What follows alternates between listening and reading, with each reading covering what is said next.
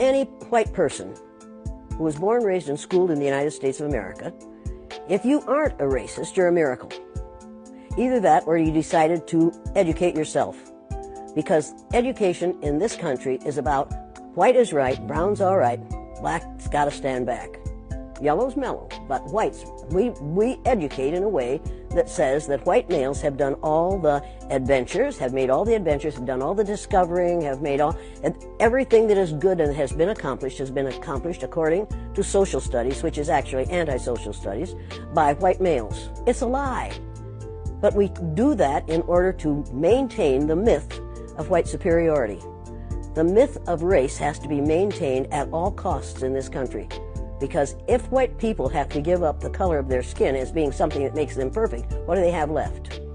If we start teaching the truth about history, if we start teaching about Nile Valley contributions to civilization, it will totally change the way we conduct ourselves in the classroom. It will have to. Columbus didn't discover America. You can't discover a place where people are already living. But we celebrate that every October. It's a lie. We need to get over, we need to stop telling the myths and start telling the truth. So when you tell people that they're racist, and it must have some kind of effect, because most people will say, I'm not racist. I'm not a racist. Why, some of my best friends are black. Right. Yeah, and then you say, name one. Or this one, I don't see color. And when some woman says to me, I don't see color, I say, I knew that. If you saw color, you wouldn't dye your hair that way. Or I say, if you saw color, you wouldn't wear that shirt with those pants. I believe that you don't see color.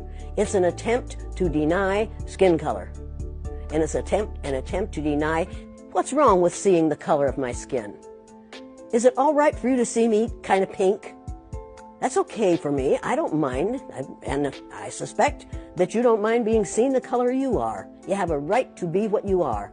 And until people in this country and people in this world get it into their heads that the first modern human beings that evolved on this earth were black women. They evolved in sub-Saharan Africa about 280,000 years ago, and every human being on the face of the earth today has the memory of those black women's genetic structure in their genes.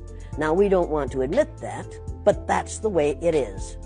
And as people moved farther and farther from the equator, their bodies produced less and less melanin, so their hair, their skin, and their eyes got lighter. As they moved into the east, they ate a lot of fish and a lot of vegetables, so their skin took on a different tone.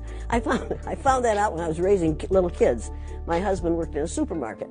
He was the head of the produce department, and they had lots of oranges that they couldn't sell, so he'd bring them home, and I was feeding my kids orange juice like you never saw in your life. They began to have an orange cast to their skin. I thought they had a liver problem. So I took them to the doctor, and she said, what are you feeding these kids? I said, well, lots of orange juice. She said, stop it if you want them to stop being orange. Now, if you think that skin color isn't anything other than the body's natural reaction to the natural environment, get over it. There's an invisible